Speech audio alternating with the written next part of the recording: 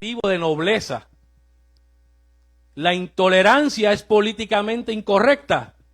Por lo tanto, el cristianismo y la verdad del evangelio son cultural y políticamente incorrectas según esta escuela de pensamiento. Pero nosotros sabemos que hay una gran verdad. Y esa es precisamente las palabras que nuestro Señor Jesucristo va a compartir con estos judíos de los versículos 31 al 36. Ahora la verdad es atacada. El matrimonio hoy no es importante. Y de serlo, no hay limitaciones con quien te puedes casar. Ahora el sexo y el género no está determinado biológicamente, sino que el sexo, el ser humano es capaz, por su autopercepción y su psicología, de adquirir el sexo que él quiera. Esos son los tiempos que estamos viviendo. Por lo tanto, la posmodernidad busca atacar la verdad del evangelio y la verdad de Jesucristo. Como ha dicho un gran pastor que escuchamos a diario, Sugel Michelin,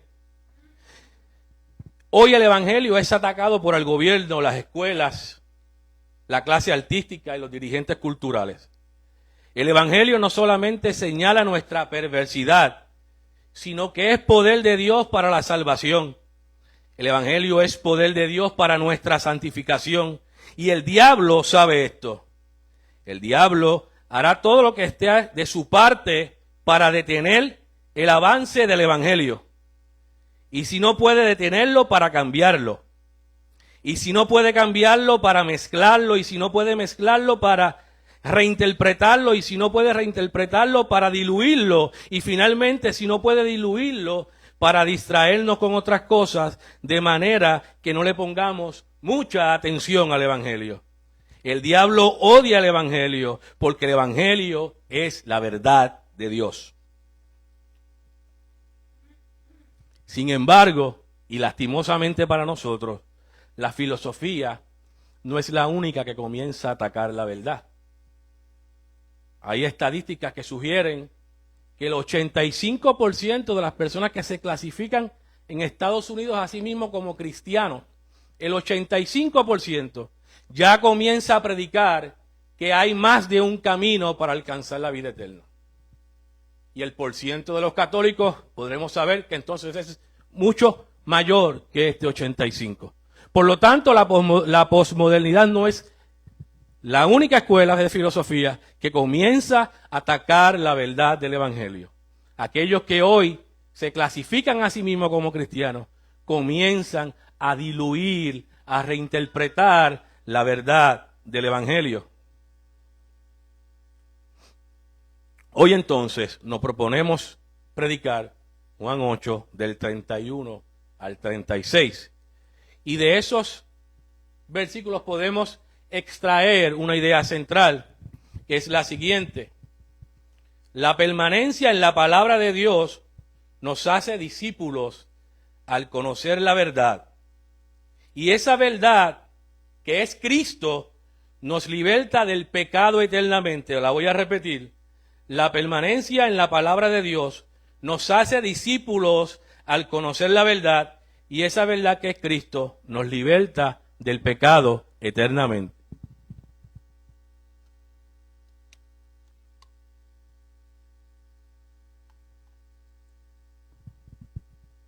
A manera de contexto, ya nosotros hemos venido predicando el capítulo 8 del Evangelio de Juan.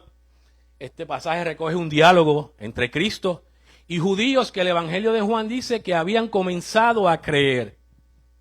Aproximadamente ya han pasado 2 años y medio del ministerio terrenal de Cristo. Quiere decir que aproximadamente le quedaban 6 meses antes de su muerte, crucifixión y eventual resurrección. Cristo llevaba ya 2 años y medio revelándose como el Mesías prometido. Ya al menos el Evangelio de Juan recoge que Cristo había dicho: yo soy el pan de vida, yo soy la luz del mundo. Había hecho muchas señales y muchos milagros que autenticaban la divinidad de Jesucristo. Y el texto recoge, y queremos darle particular importancia, a que habían comenzado a creer. Pero veremos en estos textos que aquellos que habían comenzado a creer no tenían una fe salvífica, sino que eran esclavos del pecado. Y entonces podemos entrar al versículo 31. Dijo entonces Jesús a los judíos que habían creído en él: si vosotros permaneceréis en mi palabra, seréis verdaderamente mis discípulos. Vamos a entrar entonces en la primera parte de ese versículo. Dijo entonces Jesús a los judíos que habían creído en él. Ciertamente el Evangelio de Juan recoge textualmente estas palabras.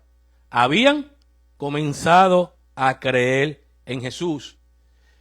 Pero a poco más que comenzamos a leer el capítulo 8 del Evangelio de Juan, vamos a reconocer que verdaderamente no habían creído lo suficiente para depositar su fe en Cristo como Señor y Salvador. Por lo tanto, su fe no era salvífica, no creían en Cristo como Señor y Salvador, solamente comenzaban a creer que algo de verdad estaba predicando el Señor Jesús.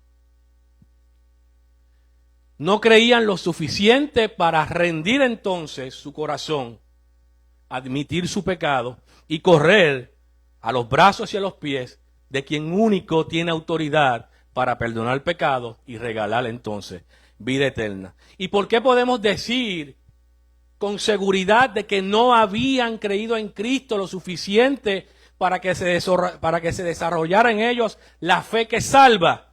Si solamente tomamos el capítulo 8 de Juan, solamente el capítulo 8, vamos a ver que estos judíos, Cristo dice: procuráis matarme, Juan 8:34.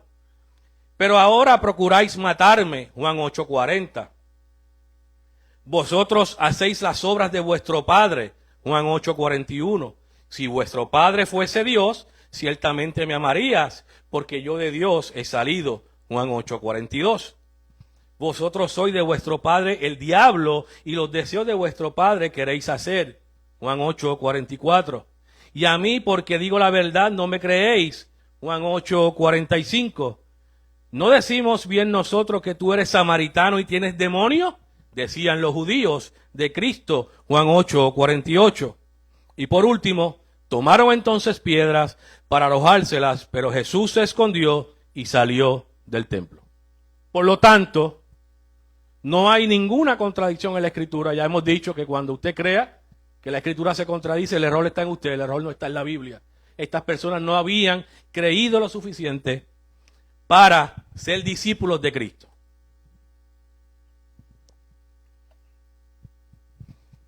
¿Y qué pasa cuando creemos que creemos de verdad y nuestra fe no está puesta en Cristo?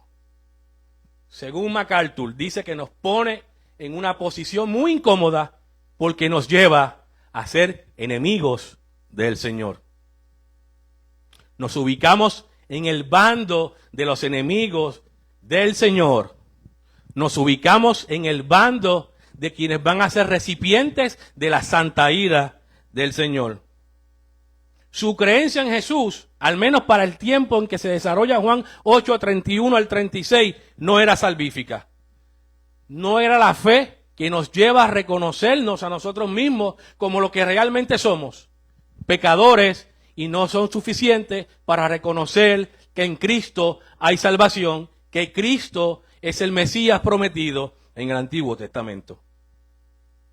No en vano el apóstol Pablo nos dice en la segunda carta a los Corintios, capítulo 13, versículo 5, Pablo nos exhorta a que nos examinemos a ver si verdaderamente andamos en la fe, a ver si verdaderamente hemos creído en Cristo como Señor y Salvador. No olvidemos que los demonios creen que Cristo es el Cristo.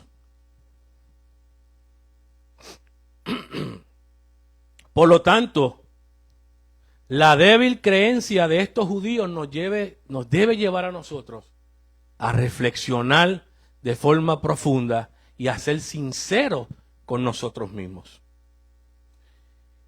Estos versículos recogen la posibilidad de venir a la iglesia domingo tras domingo de forma religiosa.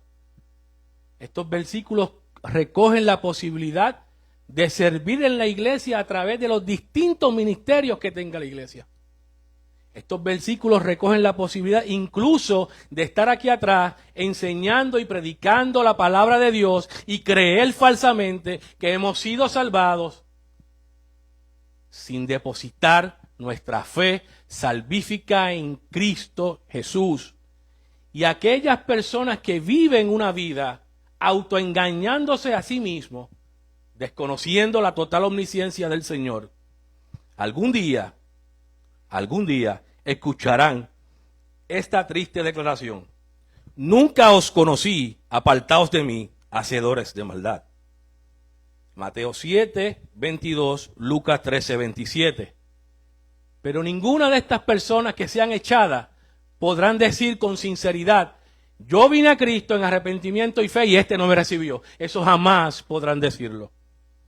Por lo tanto, sabemos entonces que no toda creencia sobre asuntos específicos de Jesús es verdaderamente una fe salvífica.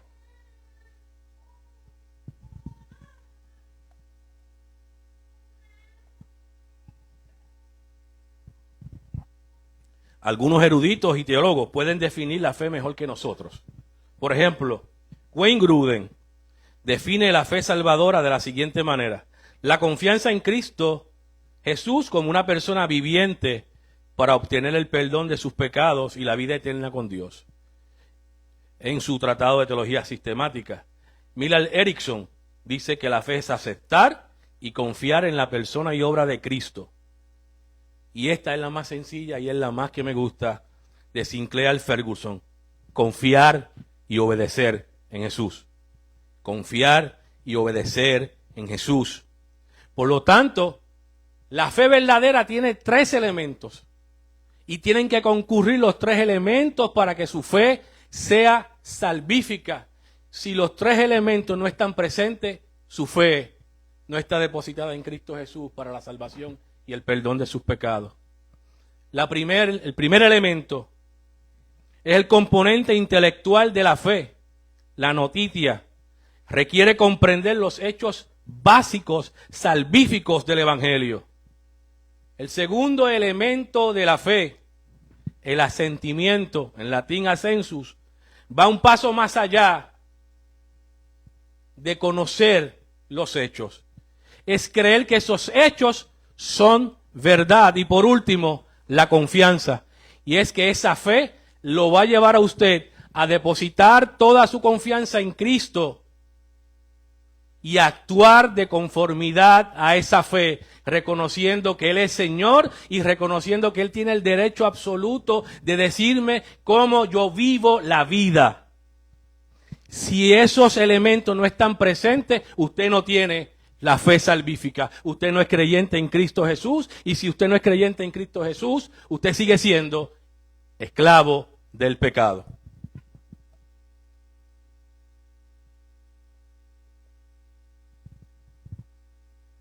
En arroz y habichuela, ¿qué es la fe salvífica?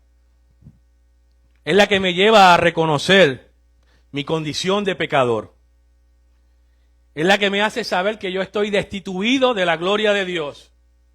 Es la que me hace saber que yo merezco la ira santa del Señor. La fe verdadera es aquella que me hace correr a la cruz de Cristo, confesar mis pecados, arrepentirme de ellos y decir: Señor, tú eres mi Señor y Salvador. Esa es la fe salvífica. Esa es la fe que, depositada en Cristo, te traslada del reino de la muerte al reino de la vida eterna. Tenemos fe entonces cuando conocemos el Evangelio, cuando creemos que el Evangelio es la verdad y cuando actuamos de conformidad a ese Evangelio, cuando su corazón ha sido regenerado por el poder del Evangelio. No cabe hablar de una persona que es salva y su corazón es el mismo antes de decir: tengo fe en Cristo Jesús. Usted no ha sido salvo si no ha sido regenerado. Porque Pablo le escribió a Tito, y al que salva, el Señor santifica. Por sus frutos los conoceréis.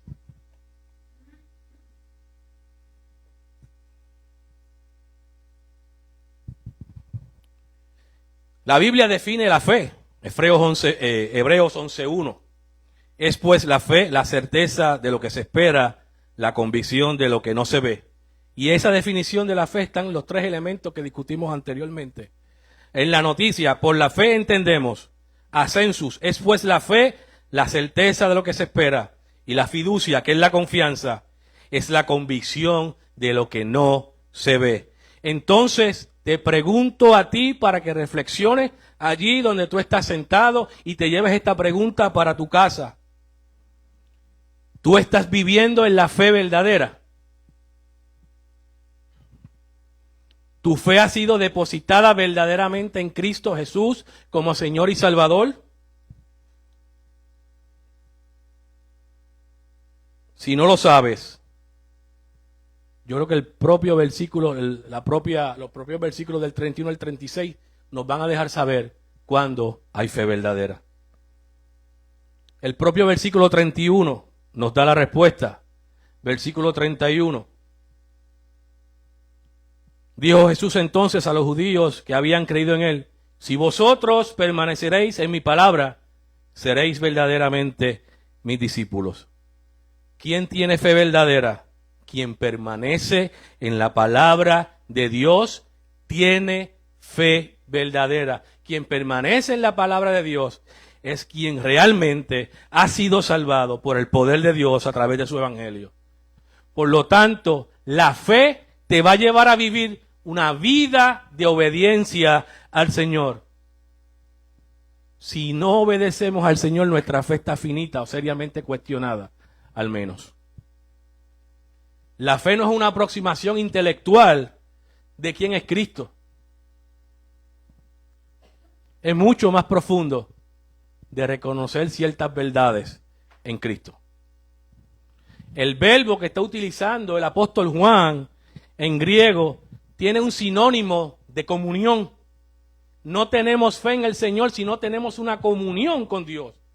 No cabe hablar de fe verdadera si usted no tiene comunión con el Hijo de Dios, Cristo Jesús. Más tarde, en el capítulo 15, dice el Señor: yo soy la vid, vosotros los pámpanos. El que permanece en mí y yo en él, este lleva mucho fruto, porque separados de mí, nada podéis hacer. Si tu vida está separada de la de Cristo, usted no tiene fe. Si sus acciones no se parecen a las de Cristo, usted no tiene fe. Si usted no tiene el amor de Cristo, usted no tiene fe. Así que pregúntate, como me he preguntado yo toda esta semana, si realmente tenemos fe en Cristo Jesús. Las huellas de Cristo deben ser sus huellas. Como dice Pedro, las pisadas de Cristo tienen que ser sus pisadas. No somos discípulos siguiendo reglas de hombre. Somos discípulos viviendo el evangelio del Señor Jesucristo.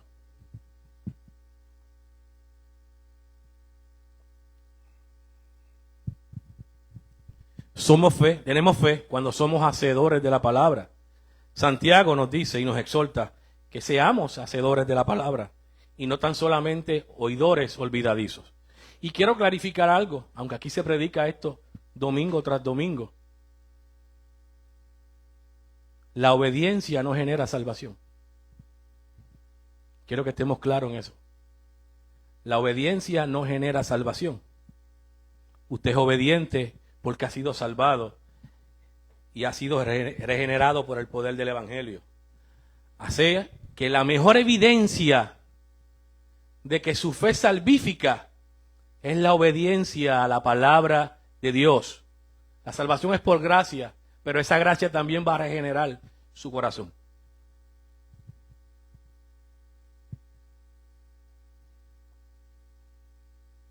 Para el cristiano, Cristo tiene que ser visible en nuestra forma de vivir. Nunca vamos a llegar a ser igual a Él, pero somos convocados para ser santos porque Él también es santo. Por lo tanto, las llagas de Cristo, la sangre de Cristo y la cruz de Cristo tienen que ser visibles en el obrar del cristiano. ¿Cómo? En amor, en gozo, en paz, en paciencia, en benignidad, en bondad, en fe, en mansedumbre, en templanza. Esos son los frutos del Espíritu. Eso va a evidenciar que usted es verdaderamente una persona salvada por Dios. Vimos el domingo pasado que el árbol malo no puede dar fruto bueno como el árbol bueno no puede dar fruto malo. Su evidencia de la salvación son los frutos del Espíritu, porque el Espíritu mora en aquel que ha sido salvado por Cristo.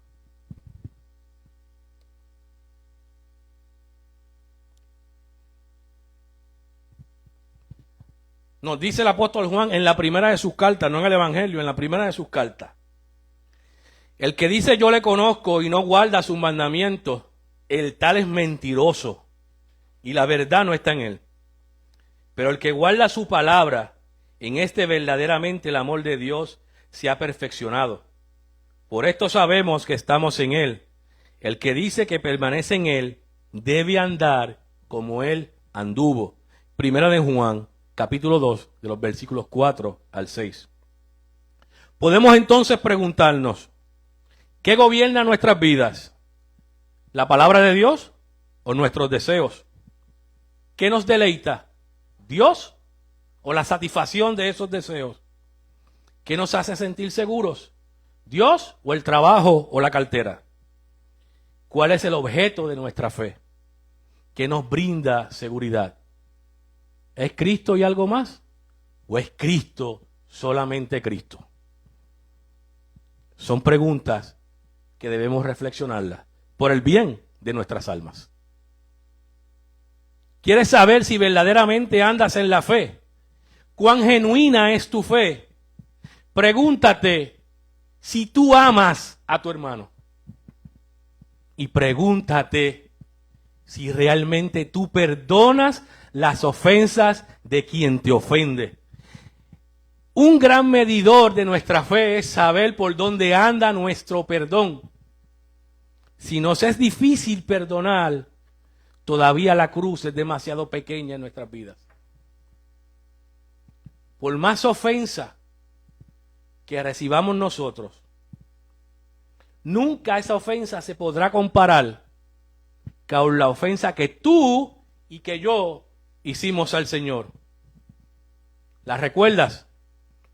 Pues fueron tus obras las siguientes: adulterio, fornicación, inmundicia, lascivia, idolatría, hechicerías, enemistades, pleitos, celos, iras, contiendas, disensiones, herejías, orgías, envidias, homicidios, borracheras, orgías y cosas semejantes a estas. Esos son los frutos de la carne. Gálatas 5, 19 al 21. Pues ninguna ofensa que usted reciba es más grande que la ofensa que usted le hizo al Señor. Pregúntate cómo está tu corazón perdonando a quien te ofende y te contestarás por dónde anda tu fe en el Señor. Versículo 32. Y conoceréis la verdad y la verdad os hará libres. Cristo acaba de tocar una de las fibras más sensibles de estos judíos.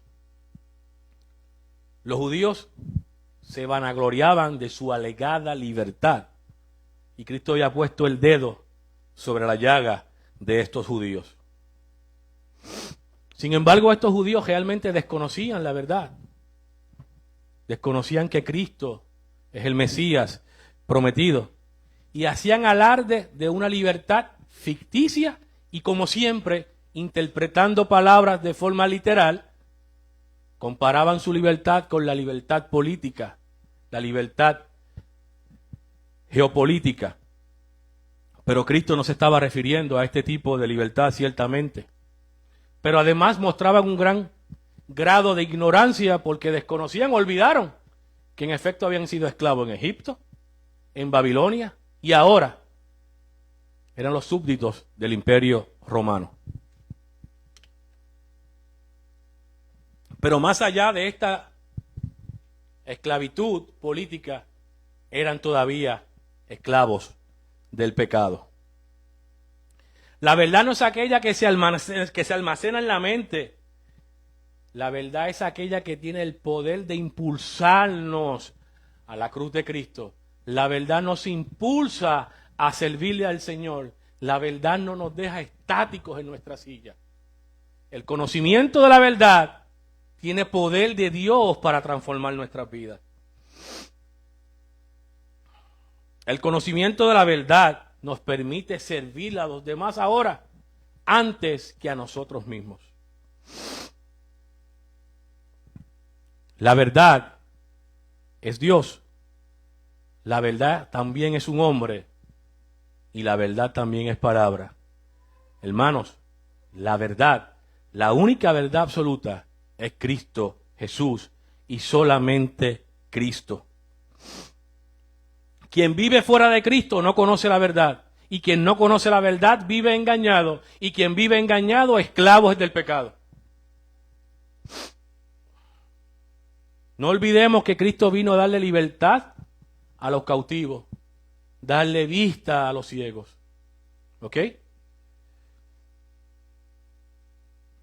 Y ahora estos judíos negaban al médico que podía curar su enfermedad espiritual y negaban que aquel hombre podía ofrecer libertad de sus pecados.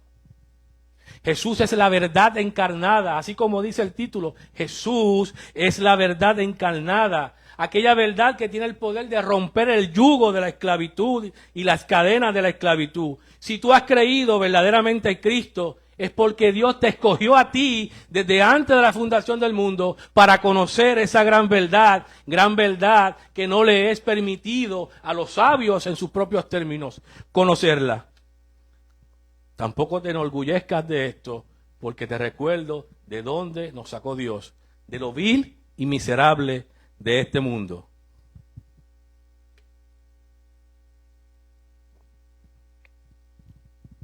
Entonces hoy podemos dar gloria a Dios por revelarnos la verdad de su evangelio, por permitirnos creer en la persona y en la obra de Cristo Jesús. Nosotros no escogimos creer en Cristo, Él nos permitió creer en Cristo, dándonos vida porque estábamos muertos en delitos y pecados. Ahora creemos en Cristo para la salvación de nuestras almas. Gracias a la obra redentora de Cristo en la cruz del Calvario, gracias y solamente a Cristo, hoy ya no somos esclavos del pecado, ya no sentimos placer del pecado. Ahora, nuestro Padre Celestial ya no es Satanás. El Señor le quitó la patria potestad a Satanás que tenía sobre nosotros. Ahora Él nos ha hecho totalmente libres del pecado. Gracias entonces por conocer esa gran verdad que es Dios, que es un hombre y que también es palabra.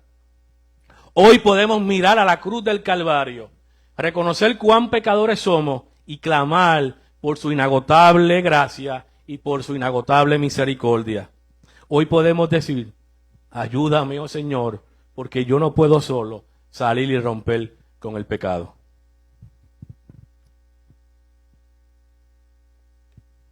Pasamos entonces al versículo 33. Le respondieron, linaje de Abraham somos y jamás hemos sido esclavos de nadie. ¿Cómo dices tú, seréis libres?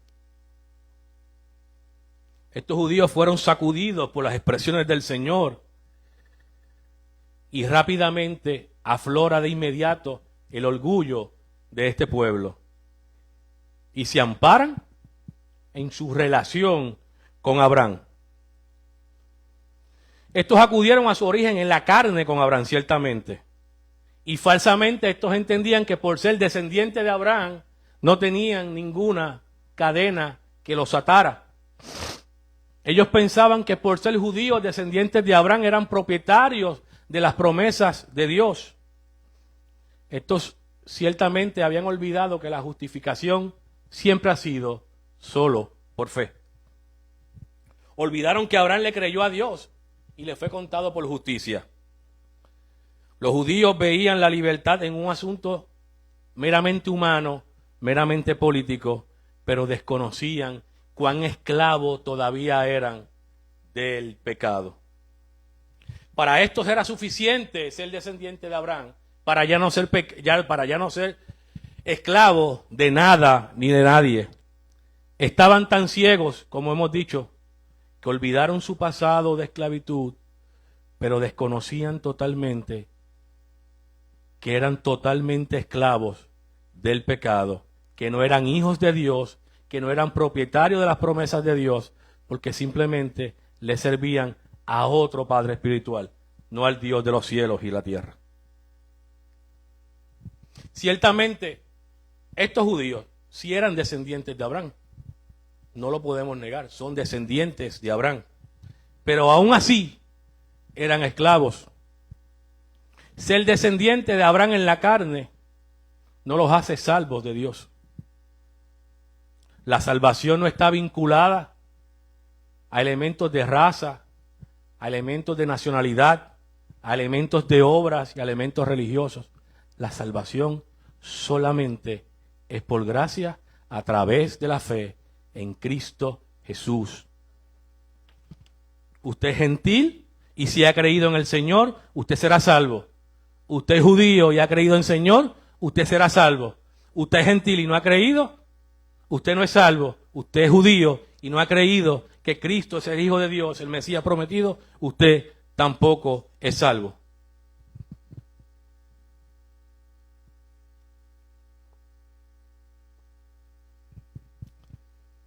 El versículo 34 dice, Jesús le respondió, de cierto os digo, que todo aquel que hace pecado, esclavo es del pecado. Quiero repetirlo. Jesús le respondió, de cierto os digo, que todo aquel que hace pecado, esclavo es del pecado. Ante la pregunta que le hicieron al Señor, ¿cómo dices tú seréis libres? Jesús no le bajó a la intensidad de su predicación. Ahora le subió una raya más. Ahora los llama esclavos del pecado. El verbo utilizado por Cristo aquí denota que el esclavo del pecado es aquel que vive una vida continuada en el pecado.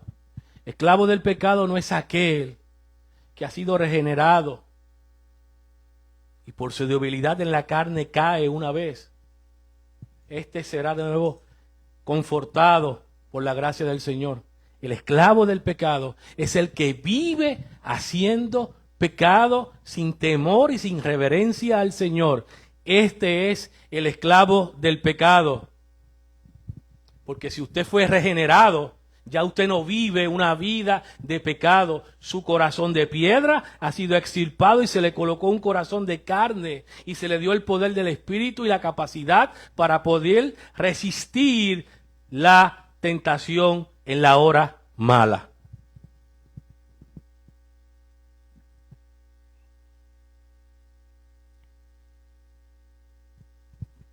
Lo más triste de ser esclavo del pecado es que el esclavo le pertenece a su amo.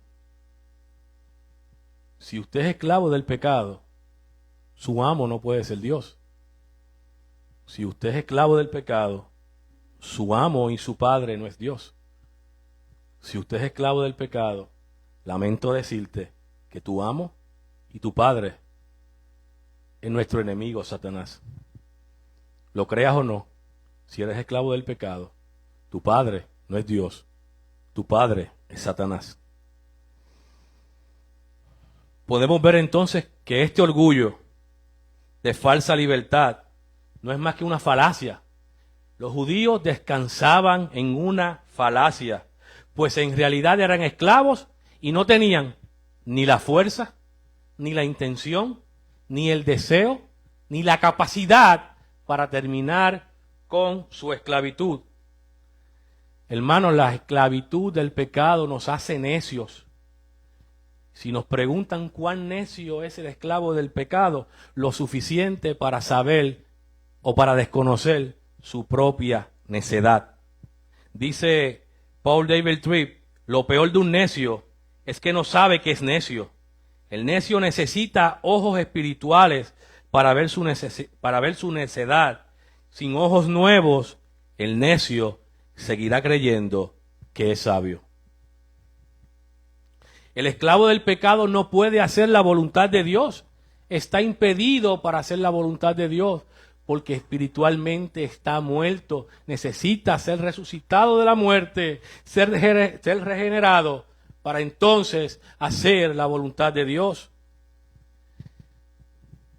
El pecador, el esclavo, no puede escoger servirle a Dios. Dice Samuel Pérez Millos, necesitamos entender bien que el hombre natural, el no regenerado, no es desobediente porque desobedece, sino que desobedece porque es desobediente. Agustín ha dicho del pecado, la esclavitud del pecado es la mayor de las esclavitudes. A veces el esclavo, cansado de las órdenes de un señor insensible, encuentra descanso en la huida. ¿A dónde huirá el esclavo del pecado? Aunque intente escapar, se lo lleva consigo mismo allí donde vaya. Una mala conciencia no puede escaparse de sí misma. No tiene a dónde ir. Persigue a quien la posee. El hombre no puede deshacerse de esa mala conciencia, porque el pecado que comete está dentro de él. Ha cometido pecado para obtener el placer del cuerpo, pero el placer pasa y el pecado permanece. Aquello que complacía se ha marchado, pero el aguijón del pecado queda en el esclavo del mal. Si tu fe para tu salvación no está puesta, es esclavo del pecado. Te guste o no, lo creas o no, eres esclavo del pecado si tu fe no está depositada y anclada en Cristo y solo en Cristo. El esclavo del pecado no puede hacer nada por sí solo para escapar de la esclavitud. Solo es posible escapar de la esclavitud por la obra redentora de Cristo Jesús en la cruz del Calvario.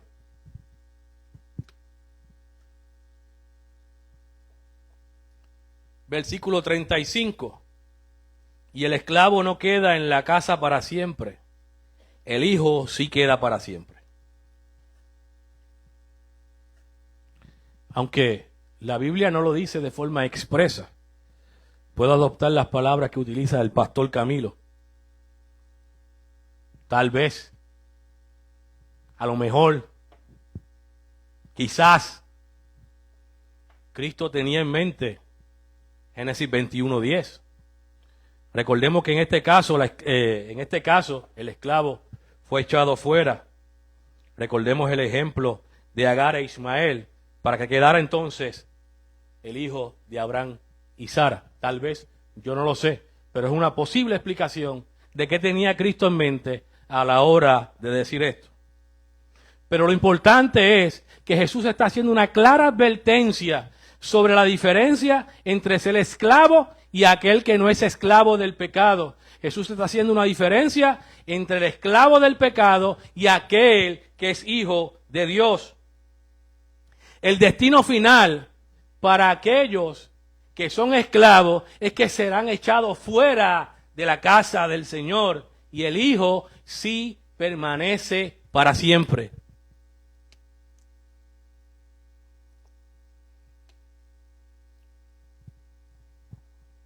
Si tú fuiste adoptado, la adopción, sus resultados son eternos. La adopción en Cristo es irrevocable. Él lo prometió. A quien me diste, nadie los arrebatará de mi mano. Si usted fue adoptado, será hijo de Dios por toda una eternidad. Si usted es esclavo, lo sorprende la muerte, en el día final, usted será echado fuera. Todavía, si usted no ha creído en Cristo, todavía hay tiempo, todavía hay esperanza, porque todavía Cristo se deja hallar.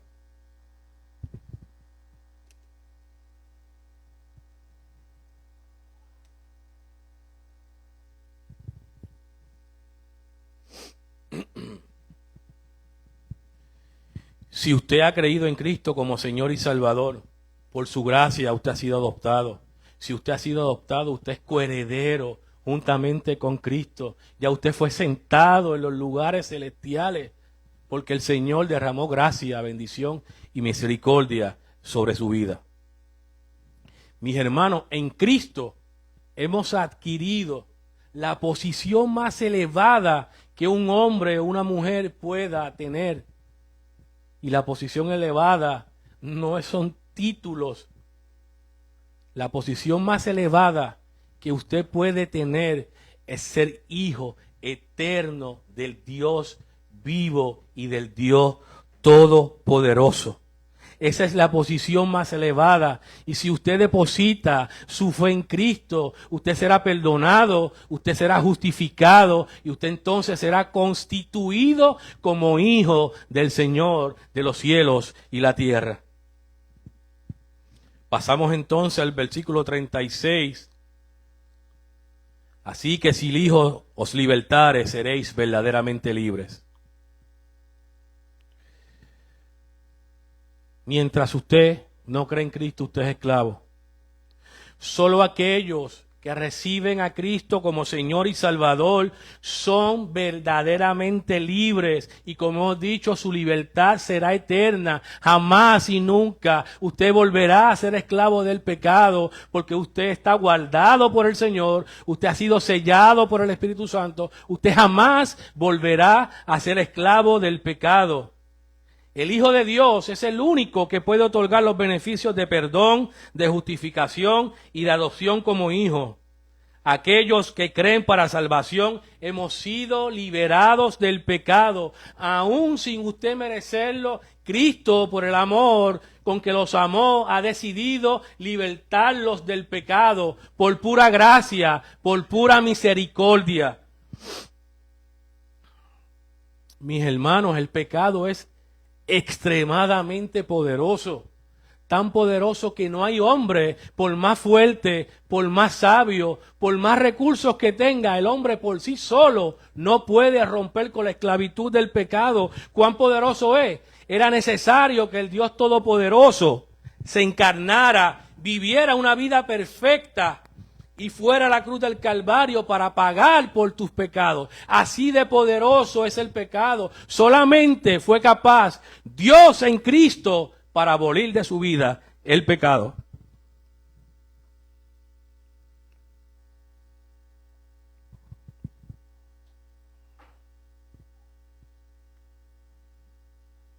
Al Hijo se le ha dado toda la autoridad y éste tiene el poder para salvar y trasladarte de la esclavitud a la libertad que ofrece Dios en Cristo. Cristo tiene el poder para transformar tu vida, para trasladarte del reino de las tinieblas al reino de la luz. Tiene el poder para hacerte una criatura nueva. Tiene el poder para resucitarte de entre los muertos, para darte un nuevo corazón que sea sensible a la palabra de Dios. Cristo tiene el poder para trasladarte del pecado, para que rindas su vida y vivas una vida de adoración ahora al Señor. Ahora nuestro corazón se complace en adorar al Señor. Ahora nuestro corazón ya no le es repugnante el nombre del Señor, solamente por su gracia, solamente por su misericordia, no porque tú lo quisieras, no porque tú lo merecieras, sino que Cristo se apiadó de ti, tuvo compasión y te dio vida en Cristo. Cristo, que es aquel que es lleno de gracia y de verdad, que es lento para la ira y grande en misericordia, quiere liberarte a ti también del pecado y constituirte como hijo eterno de Dios.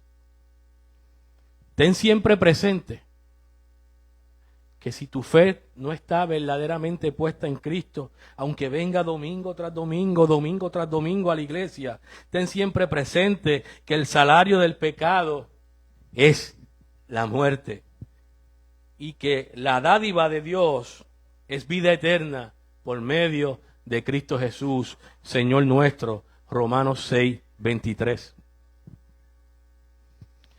Mi hermano, si usted ha creído verdaderamente en Cristo, tus pecados fueron crucificados en la cruz del Calvario juntamente con Él. Su sangre te lavó y te quitó todas las manchas del pecado de una vez y para siempre, para otorgarte perdón, para otorgarte justificación, para salvarte. Solamente por su gracia, tu libertad tuvo un precio. Tu libertad fue gratuita para ti, pero tuvo el precio más alto, la sangre preciosa de Cristo Jesús. Acompáñenme a Primera de Pedro 1, del versículo 18 al 19. Primera de Pedro 1, versículo 18 al 19.